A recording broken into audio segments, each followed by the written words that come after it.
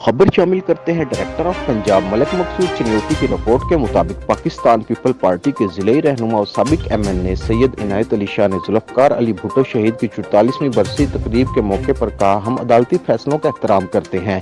इन्होंने अपने डेरे पर पार्टी रहनुमाओं और कारकुनों को शहीद जुल्फकार अली भुट्टो की 44वीं बरसी के मौके पर दिए गए इफ्तार डिनर पर खिताब के दौरान कहा। तकरीब में जिले सदर अली रजा जैदी, तहसील सदर Buana Gulfam Hussain, general secretary Faizan Ansari, joint secretary Malik Tanveer Hussain, city सदर मलक फैजान, खलील कुरैशी समेत दीगर रहनुमाओं का खिताब भी हुआ। पाकिस्तान भर में वफाक और सूबाई असम्बलियों के इलेक्शन एक साथ हो जाते तो बेहतर था, इसलिए तमाम सियासी जमातों को मिल बैठ कर कोई हल निकालना चाहिए था, मगर इमरान नियाजी किसी सूरत में मुल्की मफाद और मईशत को बेहतर नहीं करना चाहते। पहले इसने सिर्फ अपनी अना की खातिर दोनों सूबाई असम्बलियाँ तोड़ी, हालांकि वो मुल्की मईशत को जानता भी है।